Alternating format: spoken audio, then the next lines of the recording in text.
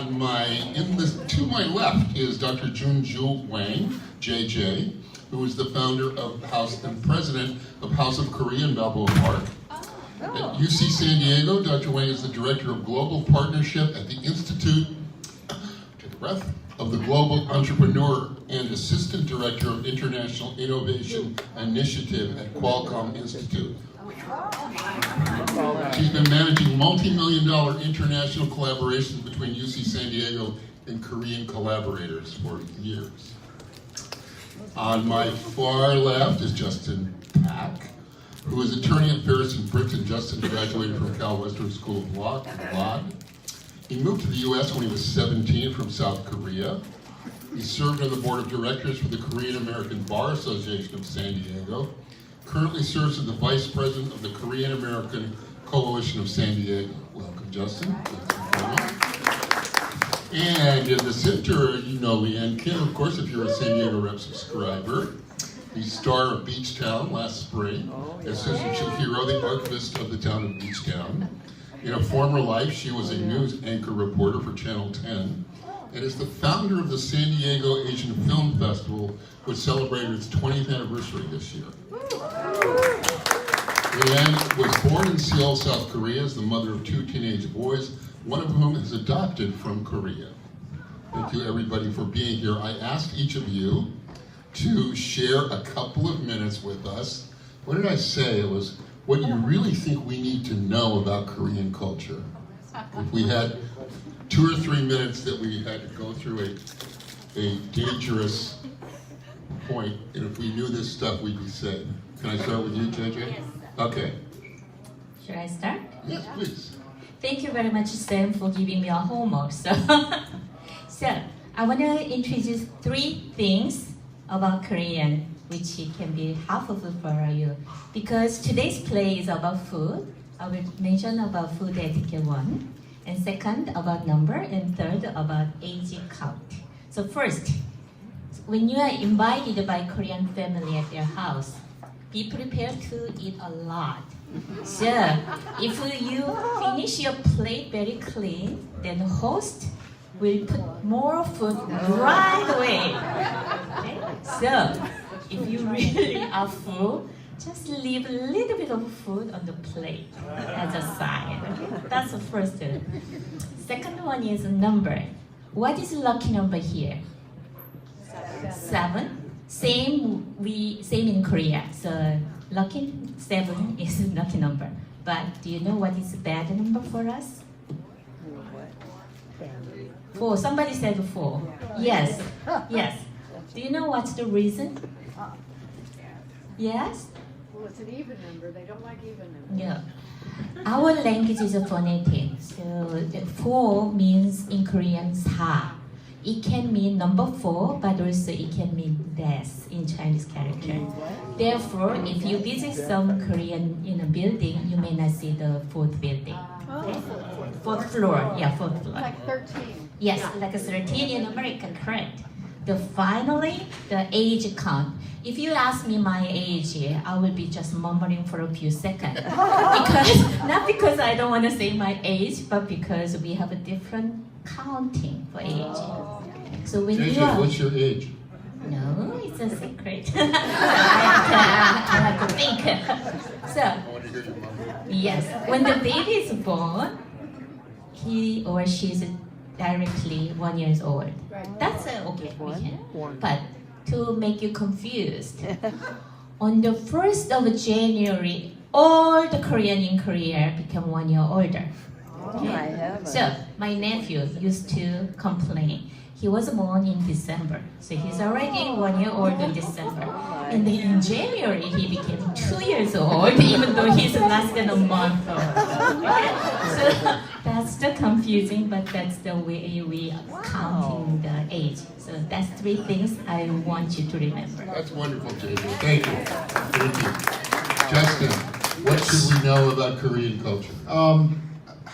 One thing is we are very fast-paced people. We hurry things a lot. So if I go to a restaurant, if the server doesn't come to me in 5 minutes, I get frustrated. It's like, where's my food? So And you see that a lot from a lot of Koreans. I don't know why. Maybe just kind of generational. It's just hands down from your parents. Maybe that's what it is. But that's something that I don't like about myself. But I just tend to do it all the time. And you'll see that if you go to Korea, if you see Korean people, that's kind of what they tend to do. Justin, you got to hold the mic a little closer to Okay, you. there you go. For those people over there. The second thing that I want to mention is we have this, I guess, culture of respecting somebody who's older than you.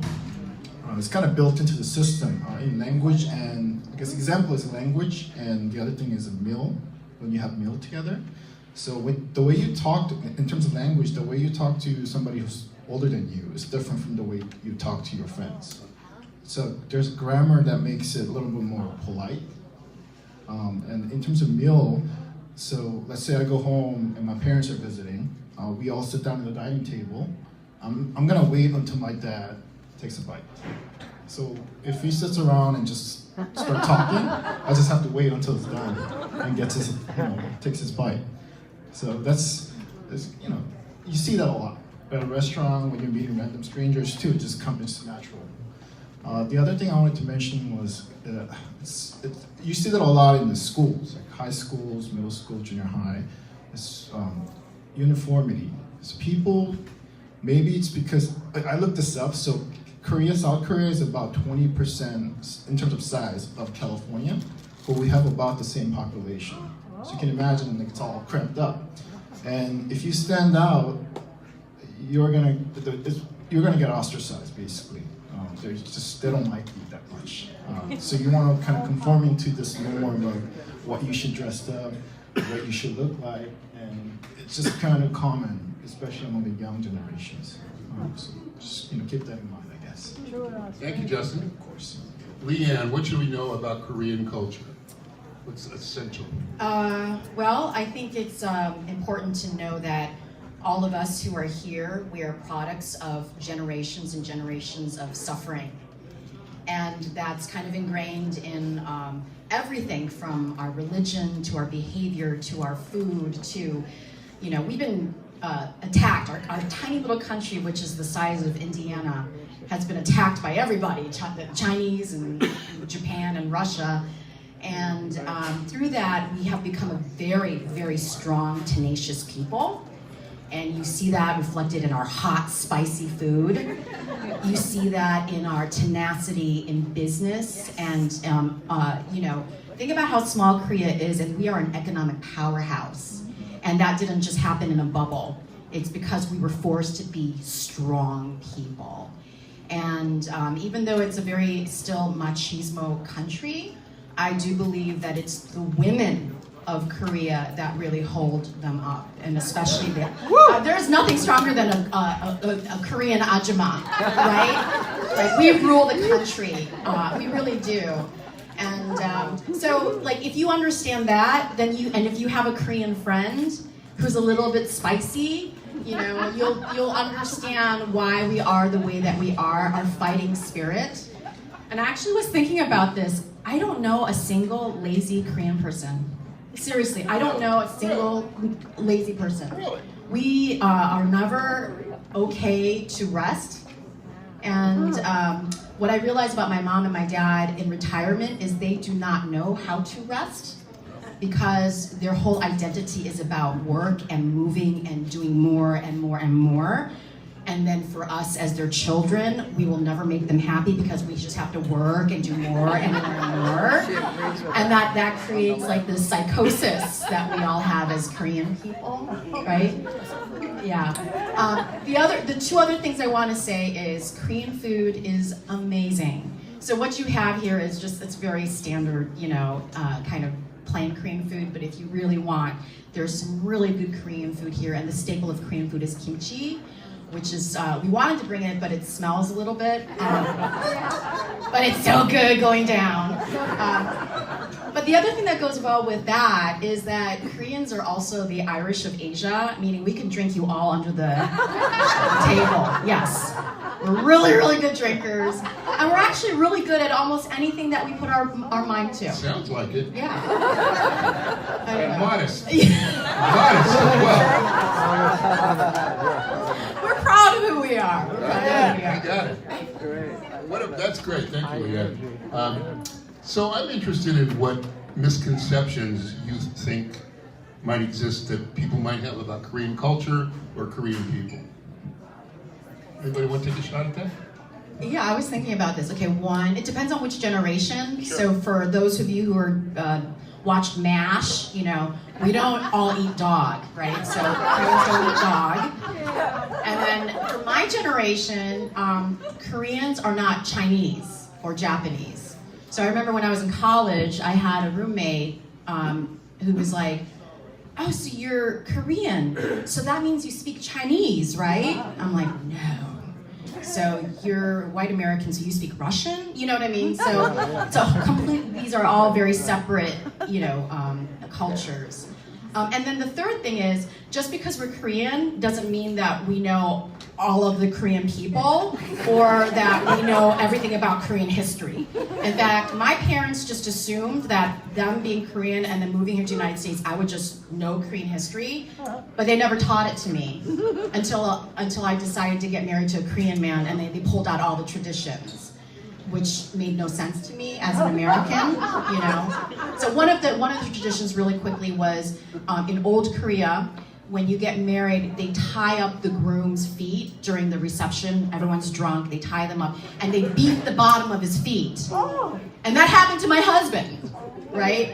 And do you not know this? You know this. I know it happened to my husband, and I was like, "Dad, what's going on?" He's like, No, this is very good. This is very good. And the idea was, when you beat the bottom of the feet, the friends do it kind of beating the bachelorhood out of him, sort of, because he can't hang out with all of them. But really, they say it's also so that they don't run away from the bed for the first night of the year. Yeah.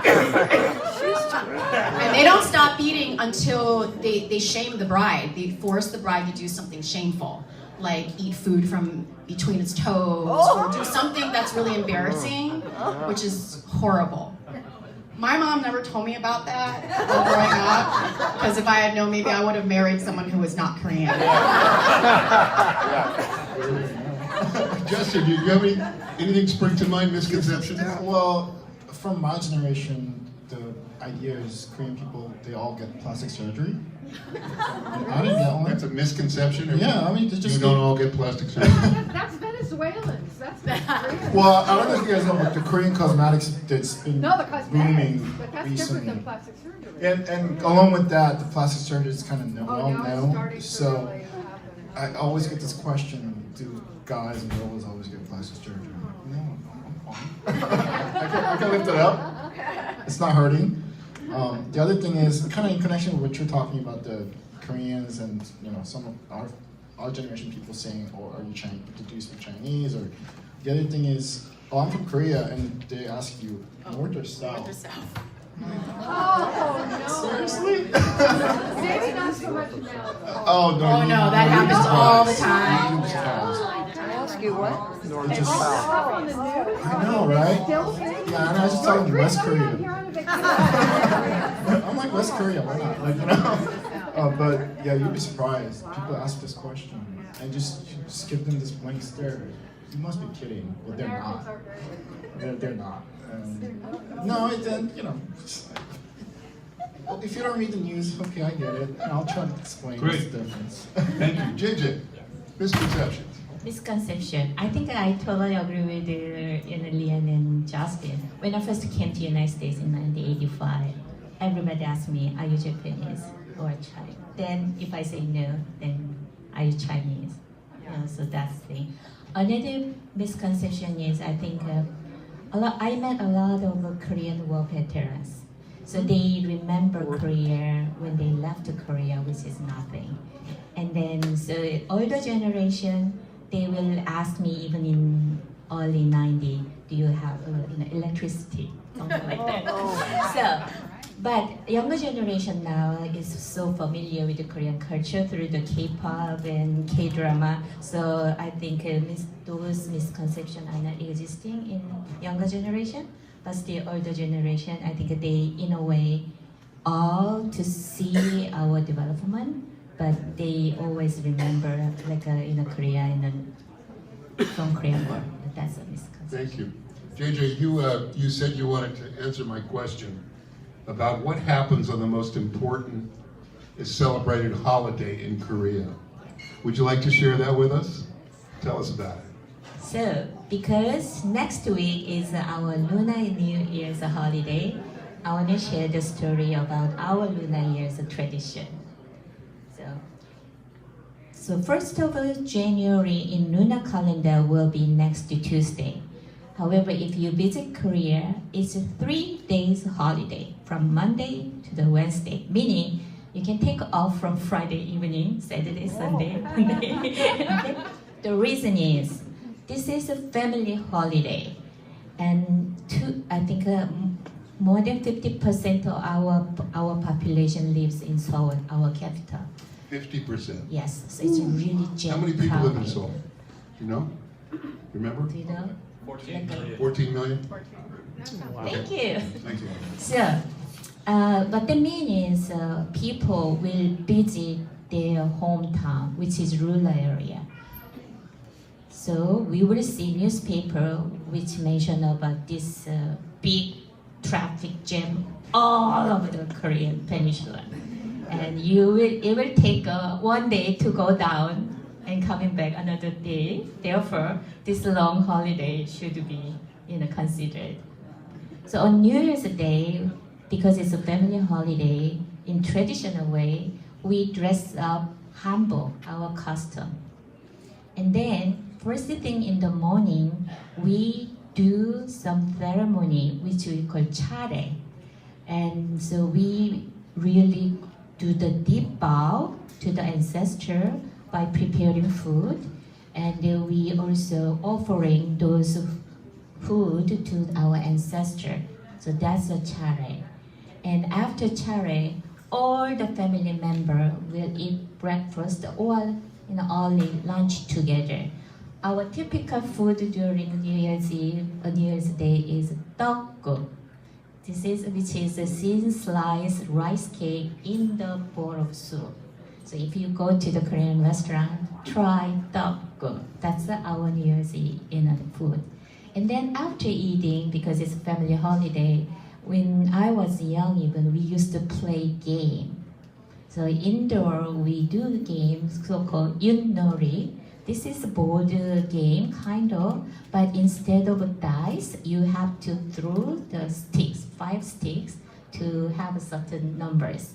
And that's the indoor game. But outdoor, we will do kite flying, or we will do naldigi, which is kind of a seesaw in here, but you have to jump on the things. So that's our traditional Korean New Year's holiday, which is the biggest holiday, which will be next week, which I will miss a lot. Thank you. Thank you. Is there something, this is for Leanne or for Justin, something that you love about Korean culture that you can't get in the United States, that you can only get in Korea? Nightlife. Nightlife. Tell us about it, Justin. So it's 24/7 open. No matter where you go, there's businesses open. Everyone's out there. Over here, after certain hours, everything closes and everyone's going home and spending time with the family. That's great. Nothing wrong with that. But as a young, 30-something years old kid, Also, when you're older and you're right? single. Oh, okay. After work, I love to go out and have some fun. And Korea just offers best nightlife venue and food and whatnot. And everything is walkable distance. Yeah, it's great. That's something I miss all the time. Well, I never would have guessed that. Leanne, anything?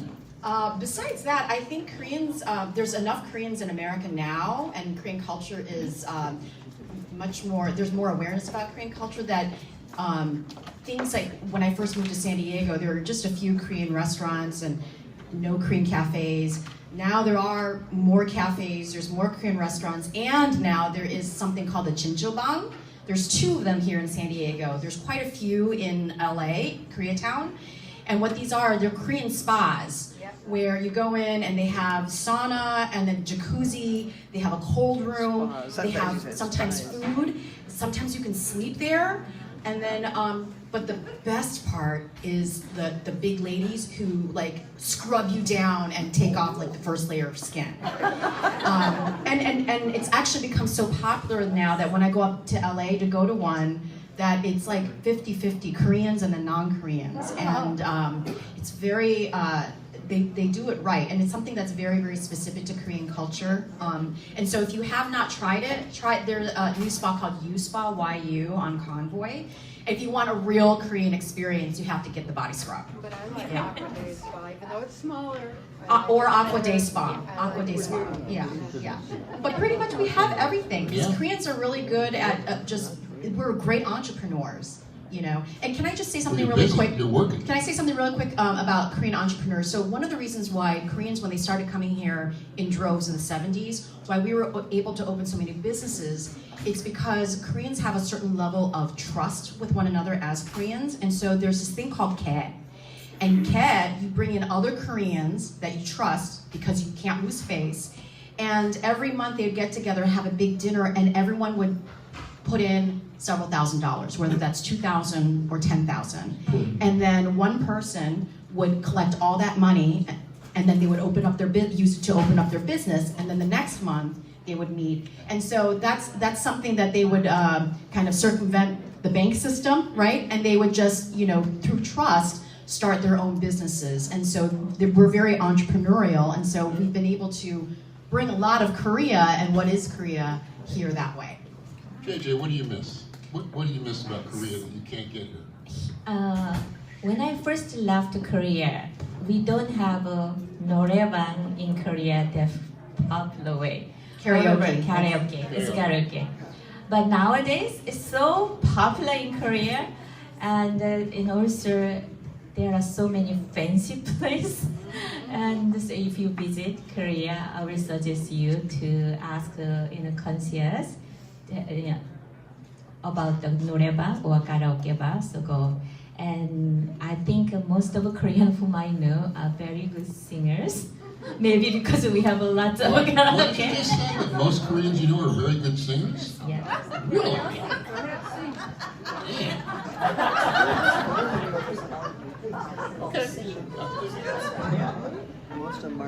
Let's talk about men and women in Korean culture.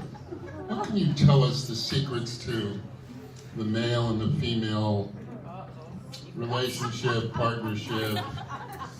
How does it work in Korean culture? What are you smiling about, JoJo? Justin's smiling. Everybody's smiling. Go ahead, Justin. Okay, sure. Males are considered. Are you married? Yeah. Okay.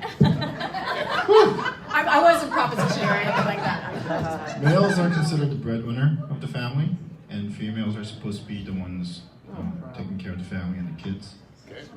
That's the traditional way. That's my parents' generation. So my dad worked.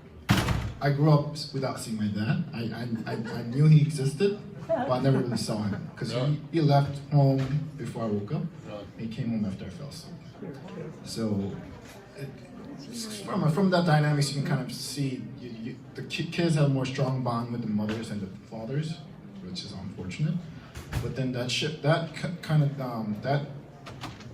picture has been shifting lately. It's more 50-50 now, because I mean everywhere you go, everyone's working hard, trying to make something for themselves. Just getting harder and harder for them to do anything, buy a home, for example. So just like me and my wife, she's working, I'm working. So same thing's happening over there in Korea for younger generation.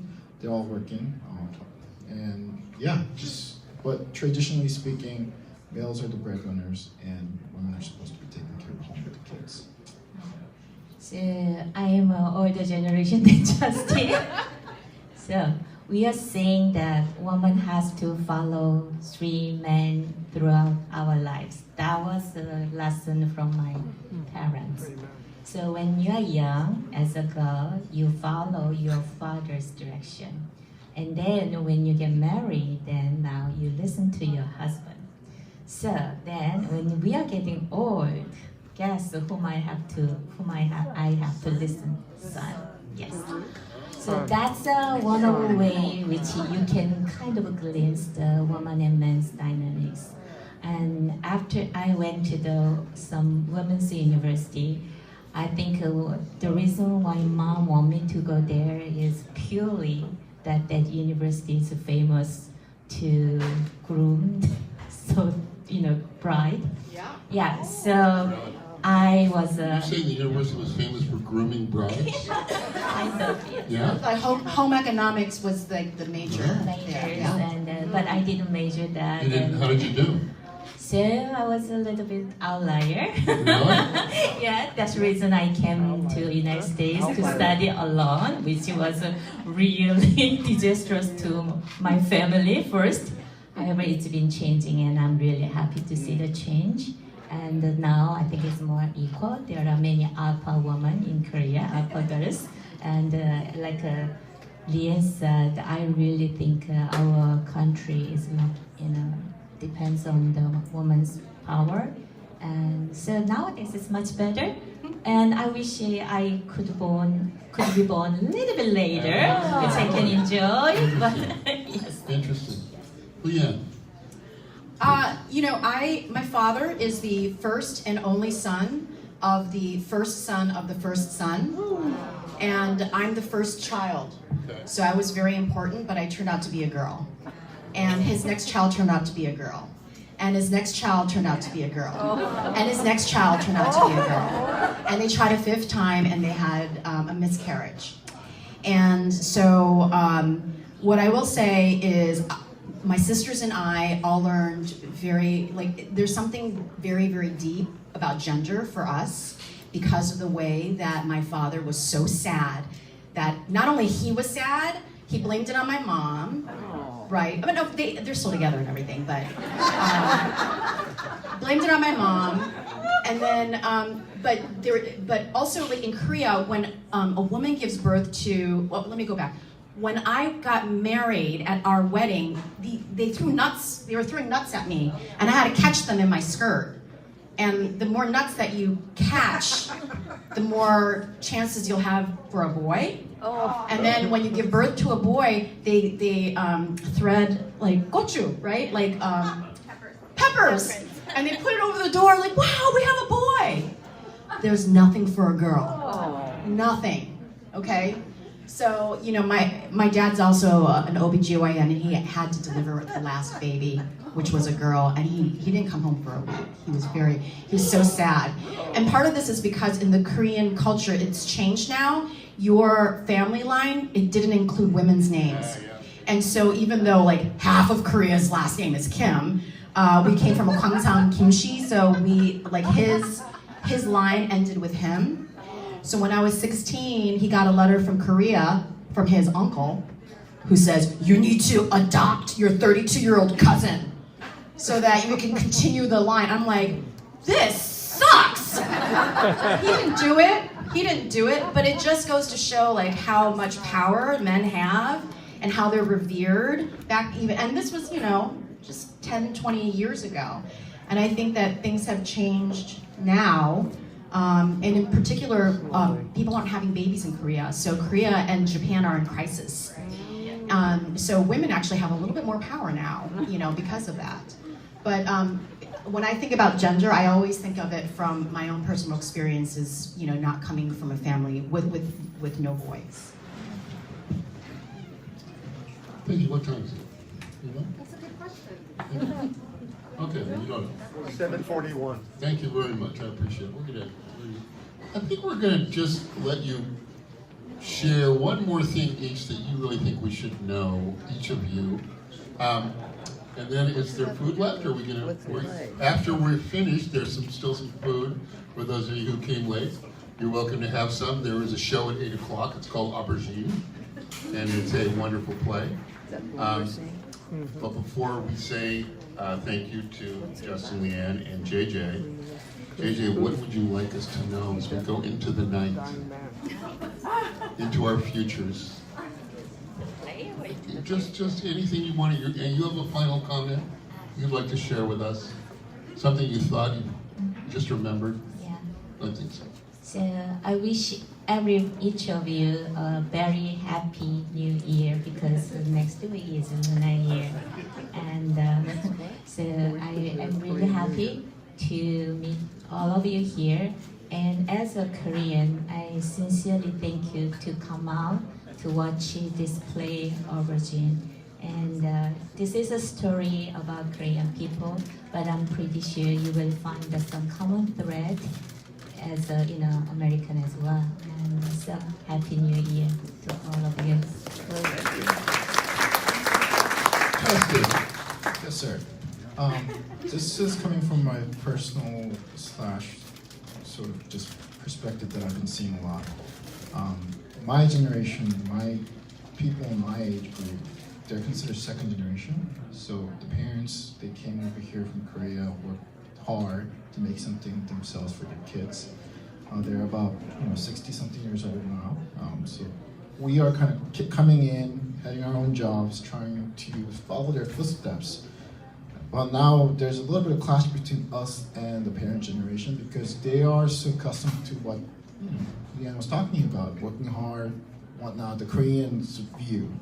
Us, more like my friends who were born and raised here, they grew up with this sort of American version of view of what success is, what life should look like, and I mean, just nothing wrong with either side. It's just that they're not compatible with each other in a way. So you see kids in my age group complaining about the parents and clashing with them, and parents' generation complaining about the kids' generation.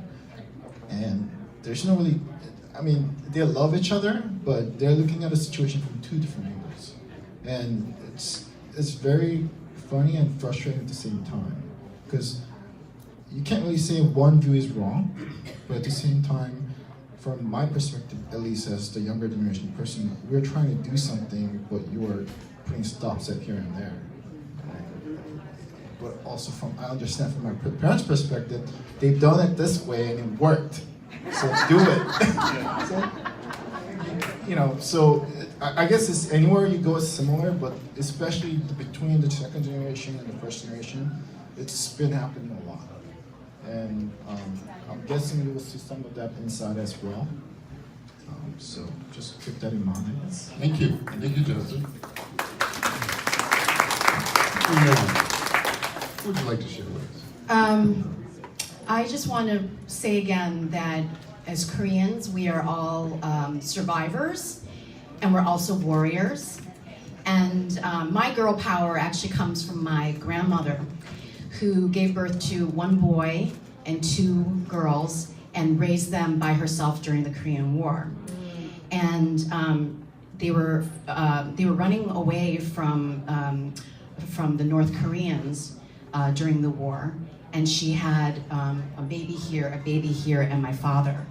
And they came up to a river, and everyone told her, "Leave the girls, just take the boy." That was my father, because otherwise she would, might die. And she said, "Screw all of you. I'm gonna keep my girls and my boy." And she went the other way. And it turns out that people who took that river ended up getting killed on the other side. And so when I think about sorry, that's my phone. So when I think about, just the fierceness and the tenacity and just who we are as a people today, a lot of it comes from those kind of histories and those kind of experiences. And I just wanted to pay homage to my grandmother, who's 99 and still shooting pool every day in Chicago. So thank you all for This is Sam's Salon. I'm Sam. This happens every show we do, the Thursday after opening. And it happens because of the generosity of these people right here, Suzanne and Lawrence Hess, in the front row. Thank you for applauding them. I really appreciate all of you coming, because I suspect for you, as it is for me, an amazing journey through life to see who sits on this stage, and you three people are extraordinary. My hat is off to you, men and women, both of you. Thank you very much, Justin. Thank you, everybody. That's